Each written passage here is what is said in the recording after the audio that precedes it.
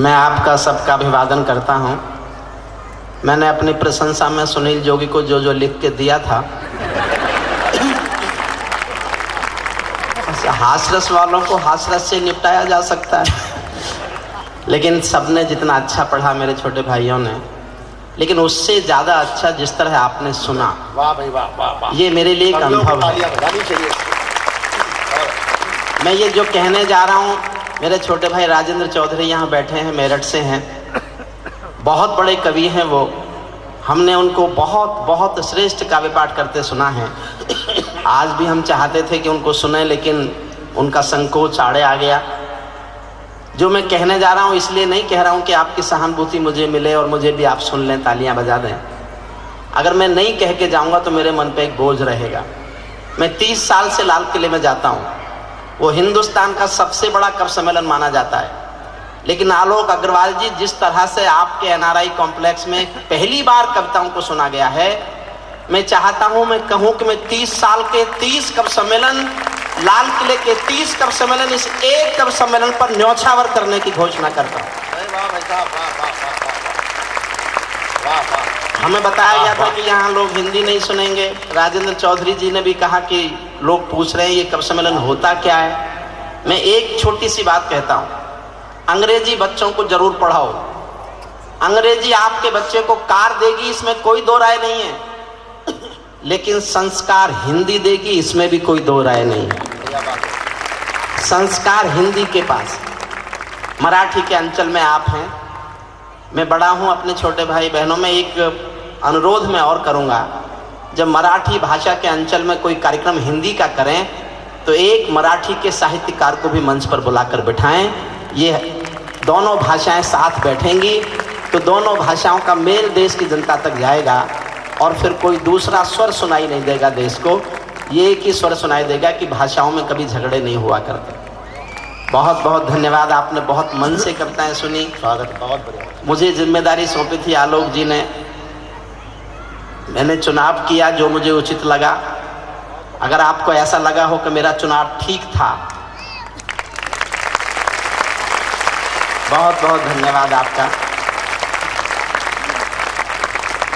बहुत बहुत सब तरह की रचनाएं पढ़ी गई, हाथ से भी पढ़ा गया। मेरा छोटा भाई अशोक चारण जब पढ़ रहा था मुझे बहुत खुशी हो रही थी, इसलिए कि और तो और विधा के लोग हैं, मेरी विधा का वही अकेला था।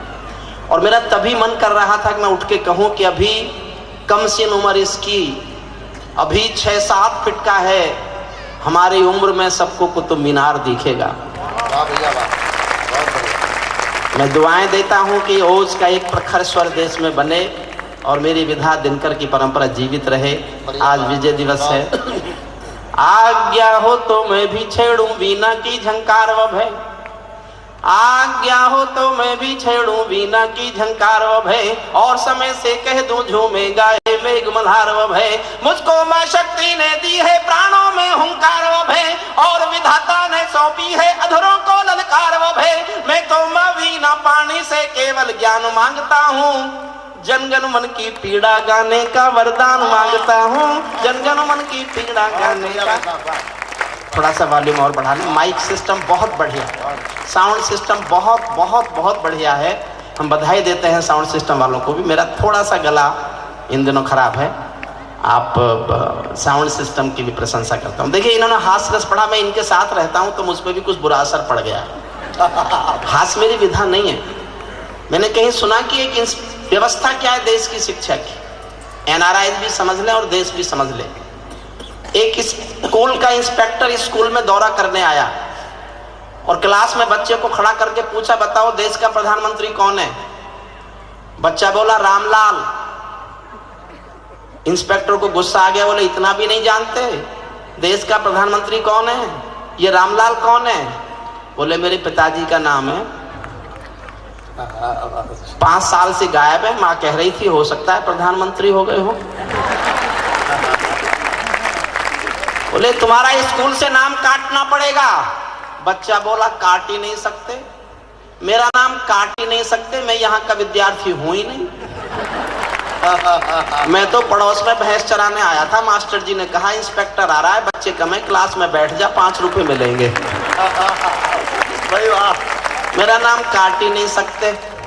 इंस्पेक्टर को और गुस्सा आ गया, वो सीधा टीचर के पास गया। उसने कहा कि बच्चों को प्रधानमंत्री का नाम नहीं पता, वो बच्चे नकली।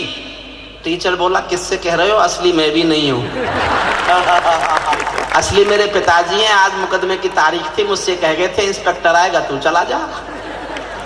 अब इंस्पेक्टर का और गुस्सा बढ़ा, वो प्रिंसिपल के कमरे में गया, सीधा प्रिंसिपल के कमरे में। उसने कहा ये विद्यार्थी नकली, टीचर नकली। प्रिंसिपल साहब बोले साहब असली मैं भी नहीं हूं, असली मेरा भाई है।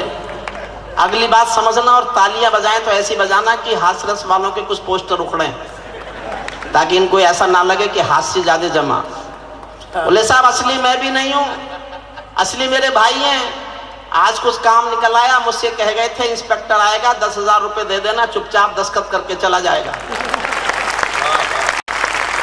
तालियों की बात ये नहीं थी, तालियों की अगली बात है। समर्थन चाहता हूं, इंस्पेक्टर ने 10,000 रुपए जेब में रखे और बोला वो तो मैं हूं जो केवल 10,000 में मान रहा हूं, अगर असली इंस्पेक्टर आ जाता तो कुमार जी आ जाते तो सुनील जोगी गलतफहमी मत रहना कि हास्यरसी जमरात, पता नहीं क्या क्या कहे जा रहा है। शादी नहीं हुई, शादी नहीं हुई, शादी नहीं हुई। इस कवि सम्मेलन से शादी होने का नहीं होने का क्या लेना। ये सुनील जोगी की हो गई। अच्छा अगर शादी इस जैसे की हो गई तो कोई इतना बड़ा काम तो है नहीं कि ये हो नहीं सकता था। एक शादीशुदा भगवान जी के दरबार में गया और जाके पूजा करने पे बैठ गया। भगवान जी खुश हुए, बोले एक मन्नत मांग। सुनील जोगी तुरंत बोला मुझको कुंवारा कर दो। भगवान जी की आंखों के डोरे लाल हो गए, बोले गधे मैंने तुझे मन्नत मांगने के लिए कहा था, जन्नत मांगने के लिए नहीं कहा था।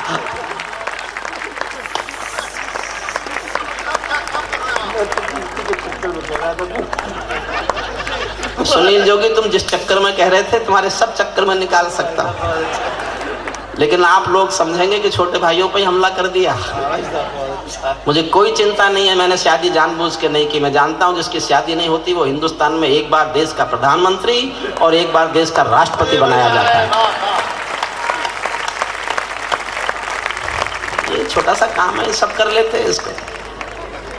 मैं छोटी छोटी कविताएं सुनाता हूं आपको, समय सीमाएं मुझे मालूम है, और मेरा अनुरोध है पूरे सदन से, मेरा वीडियो सीडी आज यहाँ उपलब्ध है। जो मेरे बॉम्बे के डिस्ट्रीब्यूटर हैं वो यहाँ आए हुए, पीछे कुछ सीडीज हैं उनके पास, जो लेना चाहे ले लें। मेरी बची हुई जिंदगी की महत्वाकांक्षा है। मेरी जिंदगी में कोई महत्वाकांक्षा नहीं है, कोई राजनीतिक इच्छा नहीं है, केवल कुछ गरीब बच्चों के काम आ सकूं, इसके सिवा मेरा जीवन का कोई और उद्देश्य नहीं है। इसीलिए कविताएं पढ़ता हूँ, इसलिए पैसे कमाता हूँ। पीछे वीडियो सीडी है मेरी, उसमें मेरी कुछ नई कविताएं हैं, आपको मिल जाएंगी, बाद में ले सकते हैं। हम बहुत आभारी हैं पुलिस कमिश्नर साहब के, पूर्व कमिश्नर साहब त्यागी जी के, हमारे न्यायमूर्ति महोदय के, मेरे छोटे भाई राजेंद्र चौधरी के, बहुत बहुत सबके आभारी हैं। मेरा अनुरोध ये है कि मेरे कविता पाठ के बाद इस कार्यक्रम के लिए जिन लोगों ने मदद की है, जो लोग हमारे स्पॉन्सर्स हैं, जिन लोगों ने प्रायोजन किया है, जो प्रायोजक हैं, पुलिस कमिश्नर साहब के हाथों से उनका सम्मान होगा। इसलिए थोड़ी देर बैठे रहिएगा सब। मैं कविता सुनाता हूँ, एक सुनाऊंगा, दो सुनाऊंगा, तीन सुनाऊंगा, छोटी छोटी सुनाऊंगा, अलग अलग रंग की कविता। पहली एक कविता सुन लीजिए, उसके बाद एक ऐसी कविता सुनाऊंगा जो इन हास्यरस वालों के काम आएगी, और अंत में करूंगा अपनी करगिल के शहीदों के प्रति एक श्रद्धांजलि वाली कविता से, क्योंकि विजय दिवस से अच्छा दिन, मेरे छोटे भाई ने भी कहा, अशोक चारण ने। जो लोग बीच में घूम रहे हैं थोड़ी देर बैठ जाए। देखिए थोड़ा समय और बचा है, बस उसका हम उपयोग करना चाहते हैं। और फिर सबसे अच्छी कविता भोजन होती है, भोजन से अच्छी दुनिया में अभी कोई कविता नहीं लिखी गई, कुछ नहीं लिखी गई।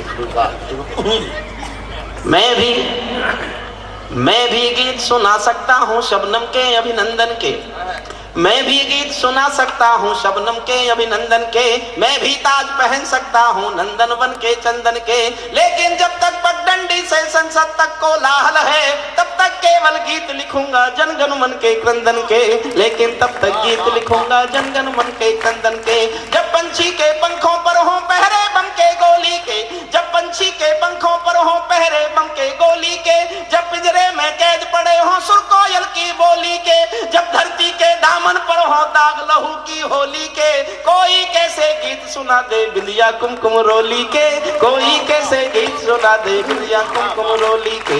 मैं झोपड़ियों का चारण हूँ आंसू गाने आया हूँ, मैं झोपड़ियों का चारण हूँ आंसू गाने आया हूँ। घायल भारत माता की तस्वीर दिखाने लाया हूँ, घायल भारत माता की तस्वीर दिखा। कुछ चित्र दिखाता हूँ, बस 2-3 चित्र दिखाऊंगा, एक एक चित्र देखिएगा। कहाँ बनेंगे मंदिर मस्जिद, कहाँ बनेगी राजधानी। पुलिस कमिश्नर साहब, इस देश की सबसे बड़ी समस्या आतंकवाद नहीं है, नहीं है आतंकवाद समस्या। जिस दिन सरदार पटेल जैसा कोई व्यक्ति देश का प्रधानमंत्री बनेगा, 24 घंटे में आतंकवाद पर काबू पा लिया जाएगा, केवल 24 घंटे में। देश की समस्या भूख है, देश की समस्या गरीबी है, देश की समस्या, योजना आयोग कहता है कि 22 रुपए में गांव का आदमी अपना जीवन काट सकता है। 22 रुपए कमा ले तो वो गरीब नहीं है। 22 रुपए। मैंने 542 एमपीओ को चिट्ठी लिखी है कि एक दिन 22 रुपए में जी के दिखाओ, जियो एक दिन 22 रुपए में तुम। वाह वाह वाह वाह। पता चलेगा गरीब आदमी का दर्द क्या होता है। कहाँ बनेंगे मंदिर मस्जिद, कहाँ बनेगी राजधानी। मंडल और कमंडल पी गए सबकी आंखों का पानी। प्यार सिखाने वाले बसते मजहब के स्कूल गए, इस दुर्घटना में हम अपना देश बनाना भूल गए। कहीं बमों की गर्म हवा है और कहीं त्रिशूल जले, सौन चिड़ैया सोली टंग गई पंछी गाना भूल चले। आँख खुली तो पूरा भारत नाखूनों से त्रस्त मिला, जिसको जिम्मेदारी दी वो घर भरने में व्यस्त मिला, जिसको जिम्मेदारी दी वो घर भरने में व्यस्त मिला।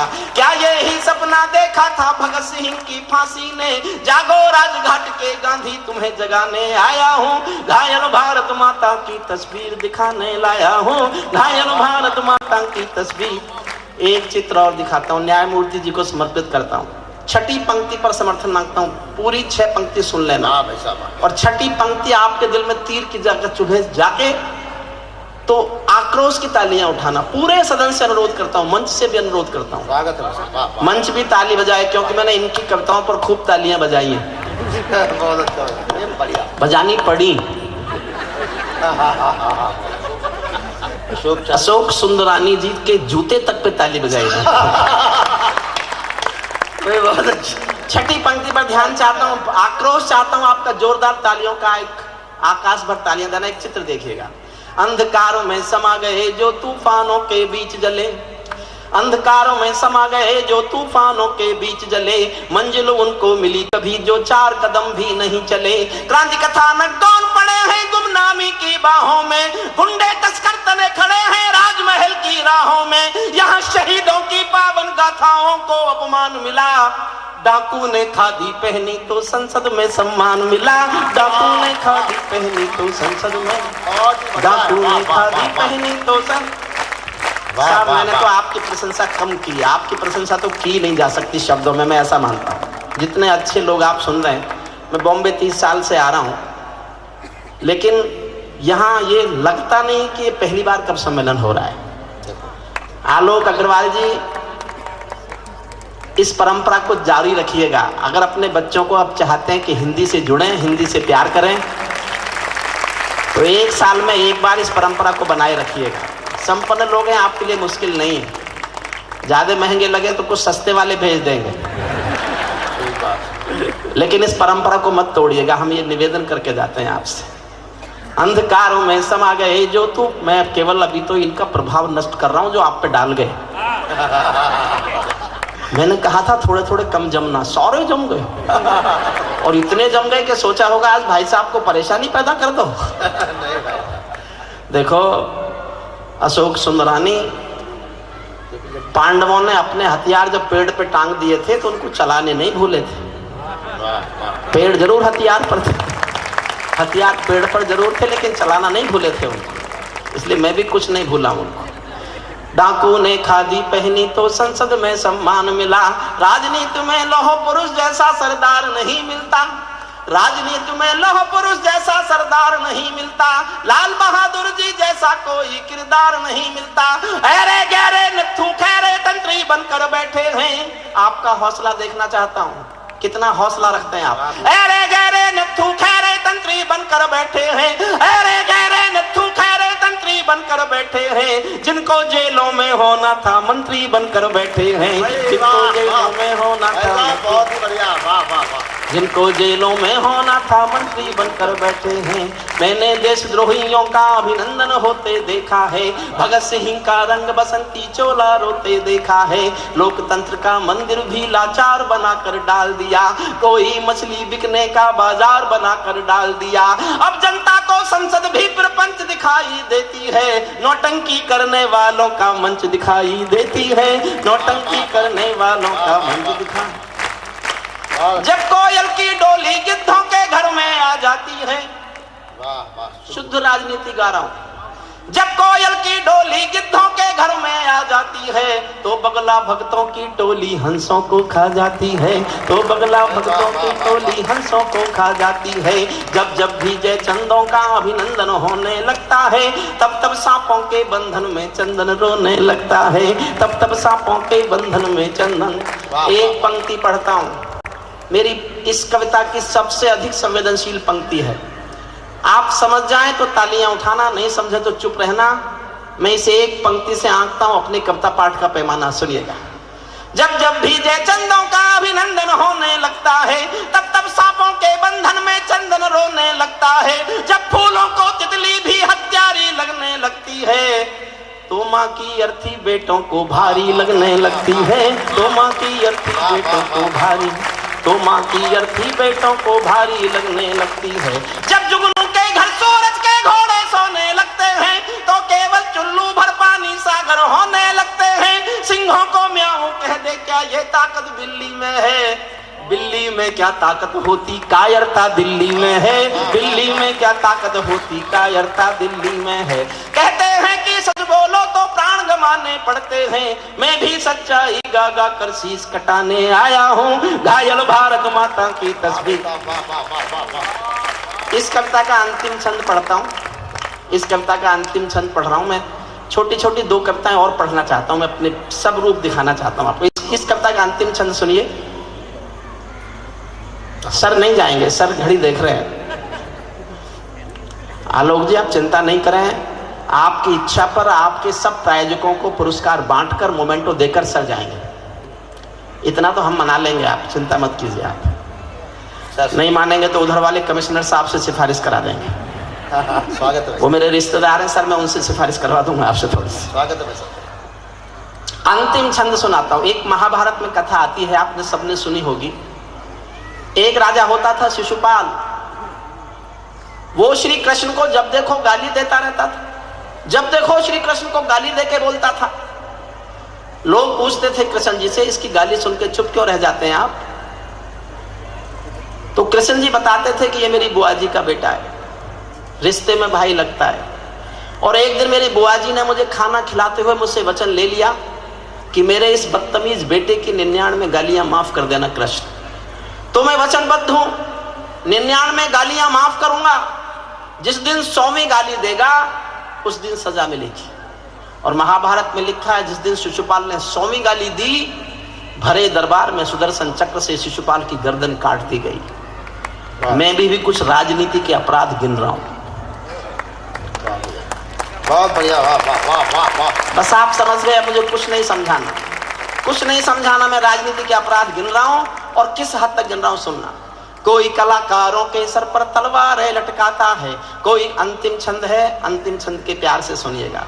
कोई कलाकारों के सर पर तलवारें लटकाता है, कोई वंदे मातरम के गाने पर नाक चढ़ाता है, कोई हिमालय ताजमहल का सौदा करने लगता है, कोई गंगा यमुना अपने घर में भरने लगता है, कोई तिरंगे झंडे को फाड़े फूंके आजादी है, कोई गांधी को भी गाली देने का अपराधी है, कोई चाकू घोंप रहा है संविधान के सीने में, कोई चुगली भेज रहा है मक्का और मदीने में, कोई ढांचे का गिरना यूएनओ में ले जाता है, कोई भारत माँ को डायन की गाली दे जाता है, लेकिन 100 गाली होते ही शिशुपाल कट जाते हैं। तुम भी गाली गिनते रहना, जोड़ सिखाने आया हूँ, गायन भारत माता की। भाई बहुत ही बढ़िया, वाह वाह वाह वाह वाह वाह।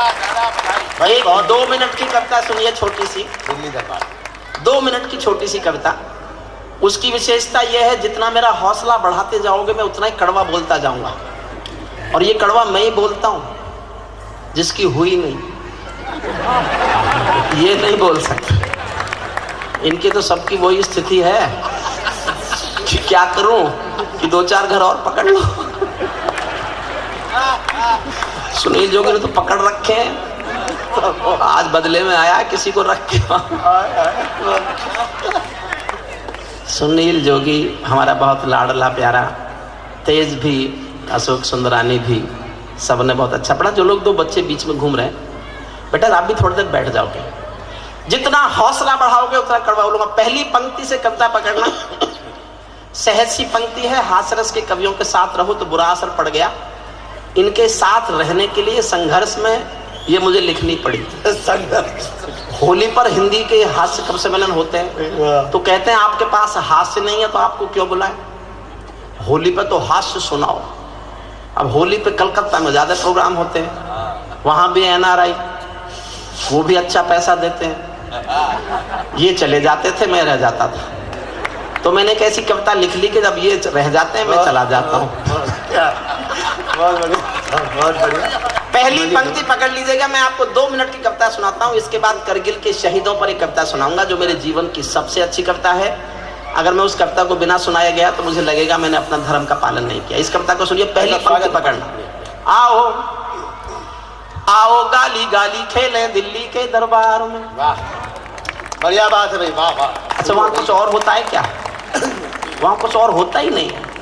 आओ गाली गाली खेलें दिल्ली के दरबार में, आओ कोल दलाली खेलें दिल्ली के दरबार में, घोटालों की खबरें पल पल दिल्ली के दरबार में, घोटालों की खबरें पल पल दिल्ली के दरबार में, मछली बाजारों सी हलचल दिल्ली के दरबार में, जात धर्म के पैगंबर है दिल्ली के दरबार में, जात धर्म के पैगंबर है दिल्ली के दरबार में, सब गांधी जी के बंदर हैं दिल्ली के दरबार में, सब गांधी जी के बंदर हैं दिल्ली, सब गांधी जी के बंदर हैं दिल्ली के दरबार में, साधु मुल्ला ग्रंथी का जी दिल्ली के दरबार में, सबका मजहब सौदेबाजी दिल्ली के दरबार में, सबने उल्टा पाठ किया है दिल्ली के दरबार में, 16 दूनी 8 किया है दिल्ली के दरबार में, कैसे है माँ तेरे लाल दिल्ली के दरबार में। 65 साल की डेमोक्रेसी एक पंक्ति में गा रहा हूं, एक पंक्ति में। आपके दिल में तीर सजा के चुभे तो तालियां उठाना एक एक व्यक्ति। कैसे है माँ तेरे लाल दिल्ली के दरबार में, कैसे है माँ तेरे लाल दिल्ली के दरबार में, सब लगते हैं नटवर लाल दिल्ली के दरबार, सब लगते हैं नटवर लाल, सब लगते हैं नटवर लाल दिल्ली के दरबार में, घोटाले सब गूढ़ मिलेंगे दिल्ली के दरबार में, किंग कर्तव्य विमूढ़ मिलेंगे दिल्ली के दरबार में, ढोंगी पाखंडों का दावा दिल्ली के दरबार में, कृपा देंगे निर्मल बाबा दिल्ली के दरबार, वाह वाह वाह, कृपा देंगे निर्मल बाबा।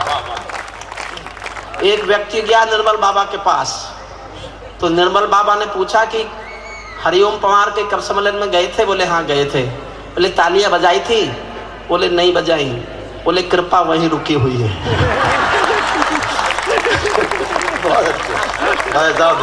ये कृपा आप चाहते हो आए तो बजाओ तालियां।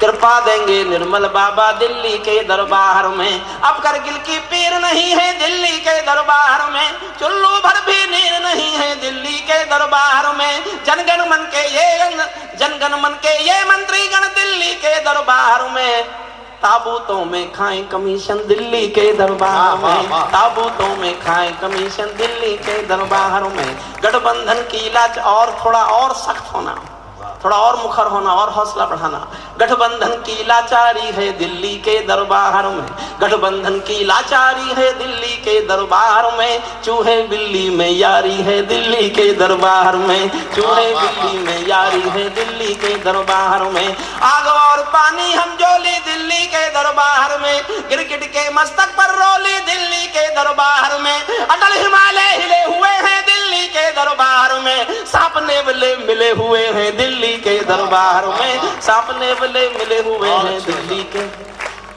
चुप चुप रोता है सरदार दिल्ली के दरबार में, चुप चुप और एक पंक्ति में पूरी पॉलिटिक्स है, और मैं कानून का आदमी हूं, सिद्ध करता हूं कि मैं सब कुछ कह दूंगा और पकड़ा नहीं जा सकता। कोई सबूत नहीं है मेरे खिलाफ, और मैं सब कुछ कहने जा रहा हूं, सुनना। चुप चुप रोता है सरदार दिल्ली के दरबार में, कौन चलाता है सरकार दिल्ली के दरबार में, कौन चलाता है सरकार दिल्ली के दरबार में। उनके हाथों में सुतली है दिल्ली के दरबार में, बाकी सब तो कठपुतली है दिल्ली के दरबार में, बाकी सब तो कठपुतली है दिल्ली के दरबार में। अडवाणी जी की ललकार दिल्ली के दरबार में। मैं जानना चाहता हूं आप कितना समझेंगे। अडवाणी जी गए पाकिस्तान, जिन्ना साहब की मजार पे फूल चढ़ाने, और अपनी पे चढ़ाई आए, आज तक नहीं उतरे। कितने ही रथ यात्रा लेके निकल लो। अडवाणी जी की ललकार दिल्ली के दरबार में, ले गए जिन्ना और मजार दिल्ली के दरबार में। बड़े पुरोधा अपने हंता दिल्ली के दरबार में, और लिखो पुस्तक जसवंता दिल्ली के दरबार में, और लिखो पुस्तक जसवंता।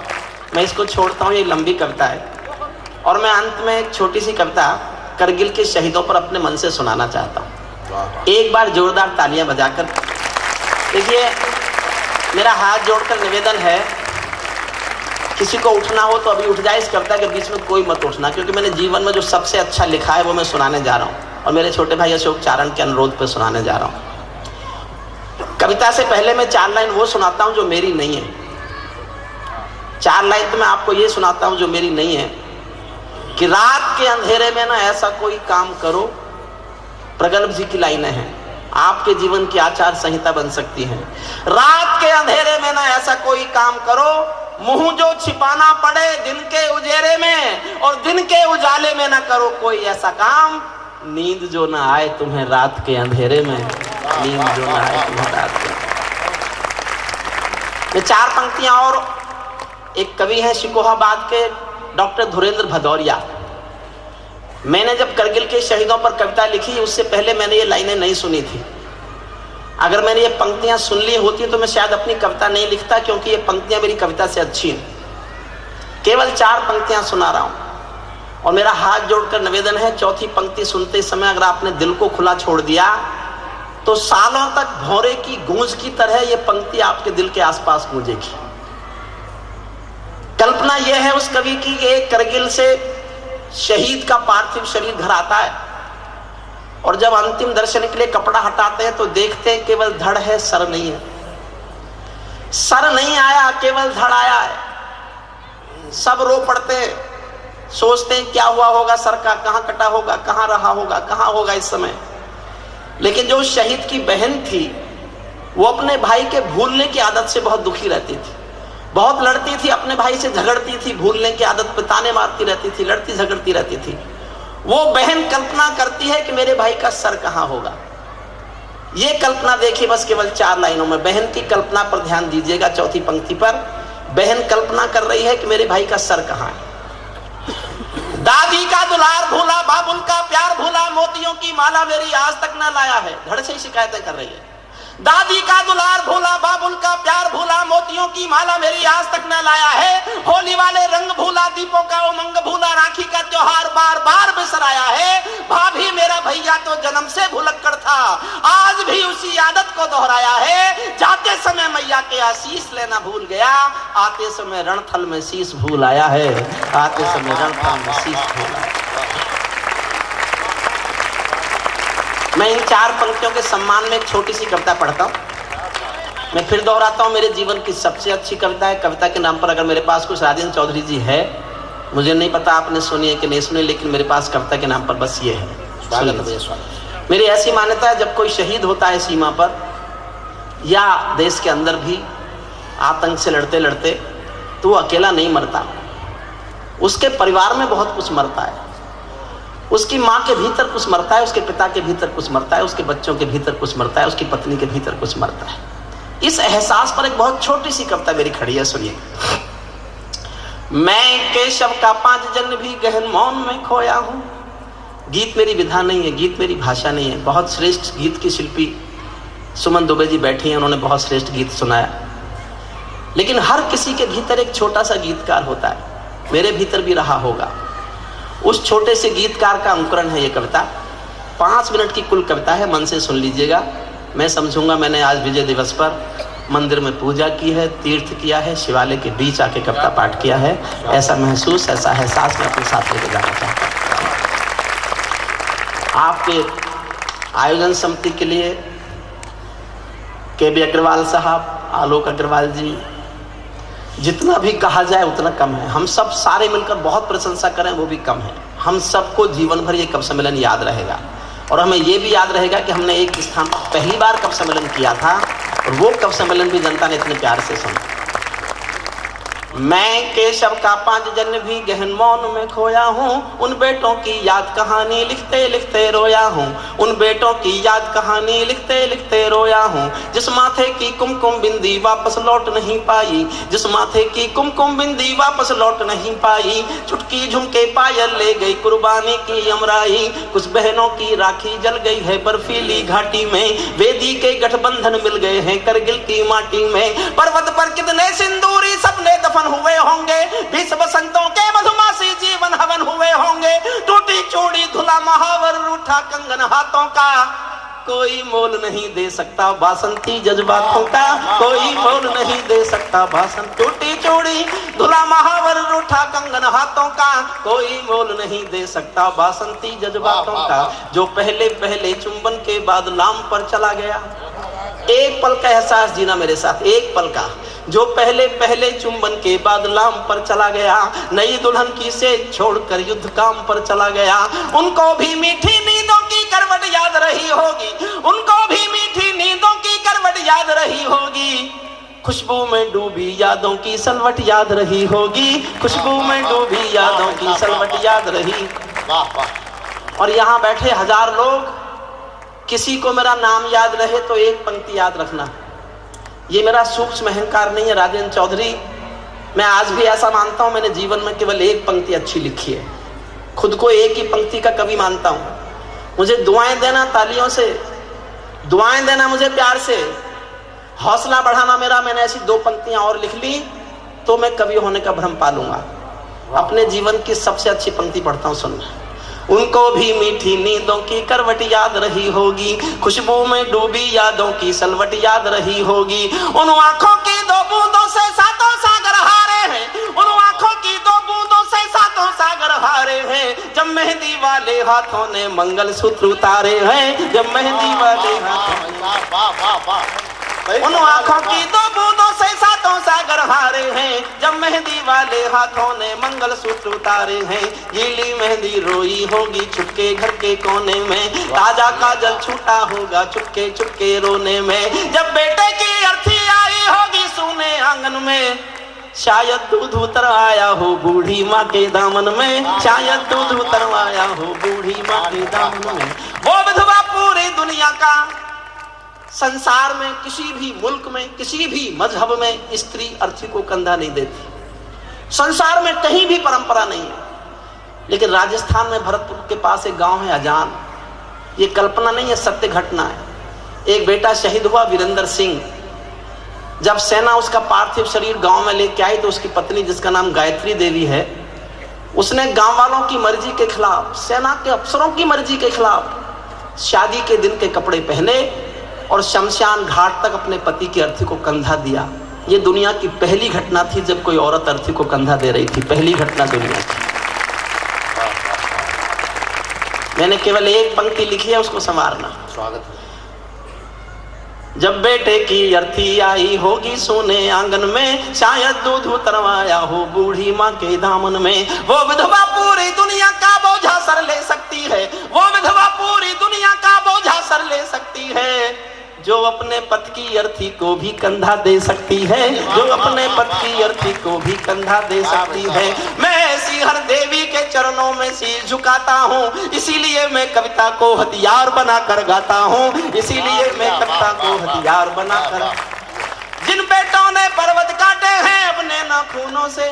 वाह वाह। अंतिम 6 पंक्ति पढ़ता हूँ बस, सैनिक के शौर्य पर, सिपाही की बहादुरी पर। जिन बेटों ने पर्वत काटे हैं अपने नाखूनों से, उनकी कोई मांग नहीं है दिल्ली के कानूनों से, उनकी कोई मांग नहीं है दिल्ली।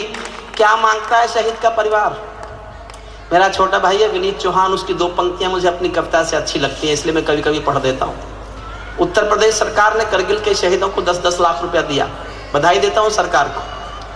लेकिन कुछ विधवाओं की समस्या रही होगी, उनके चेक नहीं पहुंचे होंगे, तो वो मंत्री से मिलने गया प्रतिनिधिमंडल। तो उस समय के मंत्री ने पान खाते खाते कह दिया, और का चाहिए? 10 लाख की गड्डी तो भिजवा दी। क्या सरकार घमंड में कहना चाहती है कि उसने 10 लाख देकर शहादत का मोल चुका दिया?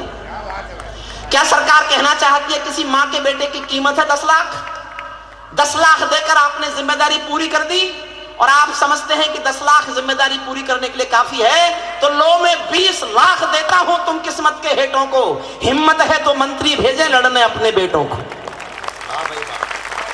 बहुत बढ़िया भाई साहब, वाह वाह। माफ करें न्यायमूर्ति जी, एक क्रिकेट में कोई छक्का लगाते तो 1 करोड़ का इनाम।